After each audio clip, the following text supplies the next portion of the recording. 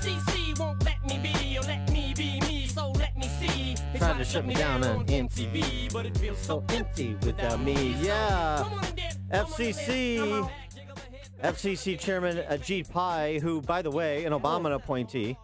Yeah. Obama appointee, University of Chicago lawyer. That's where he got his law degree. He was recommended by McConnell, but he was an Obama appointee. He explained the decision of the FCC on party lines to eliminate the Obama-era regulations on the Internet. Innovators guided the Internet far better than the clumsy hand of government ever could have. But then, in early 2015, the FCC, under political pressure, jettisoned the successful bipartisan approach to the Internet. On express orders from the previous White House, the FCC scrapped the tried-and-true light-touch regulation of the Internet and replaced it with heavy-handed micromanagement. It decided to subject the Internet to utility-style regulation, designed in the 1930s to govern Ma Bell. This decision was a mistake. For one thing, there was no problem to solve. The Internet wasn't broken in 2015. We were not living in some digital dystopia.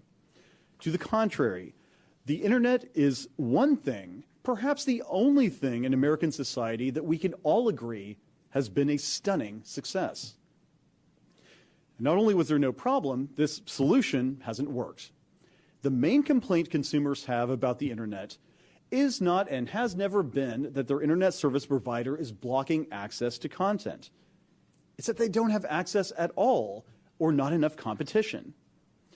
These regulations have ironically taken us in the opposite direction from these consumer preferences. Which is what you do when you indulge rent seekers, which is what the Obama administration did and what Ajit Pai and his colleagues just undid. For more on this topic, a little explainer on net neutrality, we're pleased to be joined by former Congressman Tim Huelskamp, who's now the newly minted president of the Heartland Institute, replacing the storied Joe Bast over at Heartland Institute, friend of the show.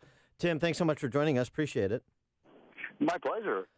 So, give us your reaction of a free market think tank like the Heartland Institute as to the FCC's decision.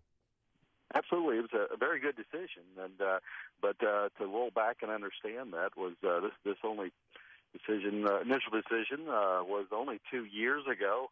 But trying to reimpose a 1934 law on the Internet, it's just stunning that you've got all this controversy supposedly over this. But no, most Americans agree. You don't want some unelected bureaucrats in Washington, D.C. or politicians of either party dictating what goes on with the Internet. It has been a stunning success, and the chairman is correct. And this rule yesterday and order is moving in the direction of free markets and less government interference.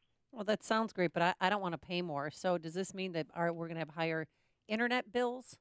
Is that a possibility? No, I don't think that's part of it at all. We could have what we've seen as a stunning success of lower Internet bills over the years and more content and more access. And actually what the FCC has seen since then is less access. Even though I now live in Chicagoland, I am from rural America, and the investment in rural broadband has just dropped off the table because you can't get a return on investment when you've got a bunch of bureaucrats in Washington dictating what should happen. But most of the concern over this happens to be centered around supposedly about First Amendment concerns. And but what struck me as irony in this whole thing is that you had Facebook and Wikipedia and Twitter all telling me what to say on this issue for weeks, perhaps months. And these are the same folks that are opposed to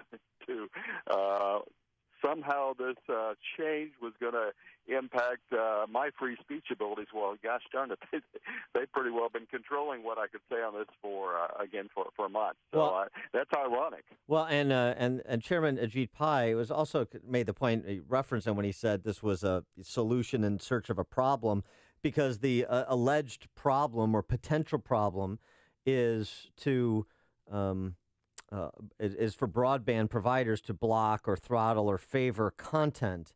And so, of course, you could have people do things that are not in their interest. You can have restaurants serve unsanitary food too, but it's not in their interest to harm their customers if they want to stay in business. So it's sort of the same dynamic here, it seems to me, and this is why Pi says, a solution in search of a problem. And I agree with that. But the fundamental argument against this was somehow the government was going to take away our free speech rights if unelected bureaucrats weren't regulating the internet. And we have plenty of evidence on the free market conservative side that folks like Facebook and Wikipedia are already doing that.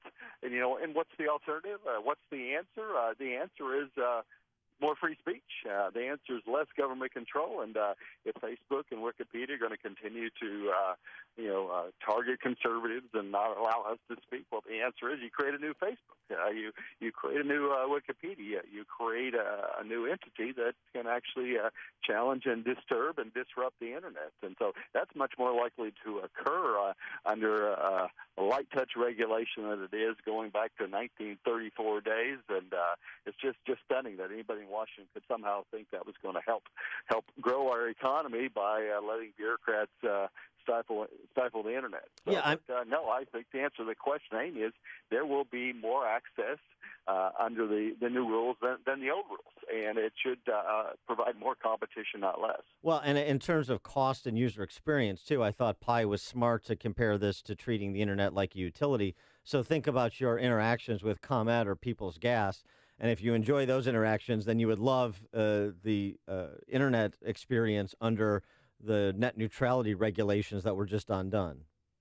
Well, it's difficult to even figure out what they were going to do, which is part and parcel with heavy government regulations. And, remember, the regulatory arena they were talking about would go back to the days, almost before the days, in which you actually had an operator on the phone. You called the operator, and some, but it's just amazing that folks would suggest that was the way to go. And so this is a big step, I think, for the economy, a big step for freedom and free markets, and understanding most Americans, again, don't want any appointee at the FCC of either party, whether it's Obama or Trump or any president before and after, somehow dictate what they get to see on the internet. And so it was a stunning reversal of the claims on the left about this. But at the end of the day, it's going to move in the right direction. And at the end of the day, they're arguing all over the internet today, despite the claims that our free speech was going to be taken away. That is a good point. Well, all right, so Netflix is the new normal, and they said in a tweet yesterday that they're disappointed in the decision. Can you explain why? Yeah, because they're rent seekers. I think that's right. I think they're rent seekers. I mean, some of the biggest giants on the internet were somehow trying to convince us that the government was going to protect us from them. And so, no, that they wanted to protect us from, they want to protect themselves from competition. Yes. There will be a new Netflix. Netflix will go away. I predict that. That's going to happen. And thankfully, we won't have the government protecting them and keeping them in business. So, again, the biggest giants on the internet somehow were trying to convince us that we needed to protect protections from them. But no, it makes no sense, and that's why most Americans at the end of the day were like, well, wait a minute. Just let me go to the websites I want to go to. I'm going to do that. Let me do it in a way I can find it affordable, and we have massively more affordable access to information than we had 5 years ago, a year ago, 10 years ago. There's no question, and we'll continue to move in that direction with this change in the FCC. He is former congressman and now president of the Heartland Institute, Tim Huelskamp. Tim, thanks so much for joining us. Appreciate it. Yeah, check us out on the internet. If Facebook and Wikipedia will let you, at heartland.org. Heartland.org, if the internet doesn't shut down. Yeah. Yeah, absolutely. Thanks, guys. Thanks, Tim. And he joined us on our turnkey.pro answer line.